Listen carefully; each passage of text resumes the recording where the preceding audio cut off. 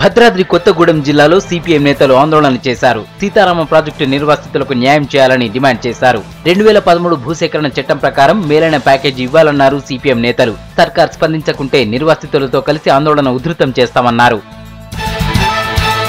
Nizam sugar factory సమస్యలు పరిష్కరించాలని బోధన్లో బంద్ పాటించారు కార్మికులు. వేతన బకాయిలు చెల్లించడంతో పాటు ఫ్యాక్టరీని సర్కారే నడిపించాలని డిమాండ్ చేశారు. చెరుకు రైతులకు కూడా రుణమాఫీ వర్తింపజేయాలన్నారు పరిరక్షణ సమితి నేతలు. సామాజిక న్యాయం, సమగ్రాభివృద్ధి కోసం సిపిఎం చేపట్టిన మహాపాదయాత్ర నాగర్ కర్నూలుకు చేరుకుంది. ప్రజలకు ఇచ్చిన హామీలను సర్కార్ నెరవేర్చాలని డిమాండ్ చేశారు సిపిఎం రాష్ట్ర కార్యదర్శి తమ్మినేని వీరభద్రం. కామారెడ్డి జిల్లాలో పర్యటించారు రాష్ట్ర ఐజీ నాగిరెడ్డి. సబ్ డివిజన్ ఫైళ్లను పరిశీలించిన ఐజీ కామారెడ్డిలో క్రైమ్ రేట్ తగ్గిందన్నారు. కొత్త జిల్లాల కేంద్రాల్లో శాంతి భద్రతలపై గట్టి నిఘా పెట్టాలని పోలీసులకు సూచించారు. అవసరమైన చోట కొత్త పోలీస్ స్టేషన్లు ఏర్పాటు చేయాలని సూచించారు ఐజీ నాగిరెడ్డి.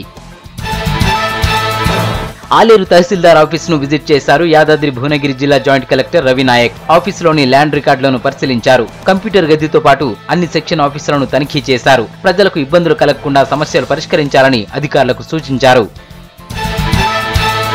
భద్రాద్రి కొత్తగూడెం జిల్లాలోని డిఆర్సీసీలో కార్మికులు సమ్మె బాట పట్టారు. అశ్వాపురంలోని హెవీ వాటర్ ప్లాంట్ కు సింగరేణి నుంచి బొగ్గు సరఫరా చేస్తున్నారు ఒప్పంద కార్మికులు. నెలకు 5,000 జీతంతో 20 ఏళ్లుగా పనిచేస్తున్నామన్నారు. చాలీచాలని జీతాలతో అవస్థలు పడుతున్నామని, జీతాలు పెంచాలని డిమాండ్ చేశారు కార్మికులు.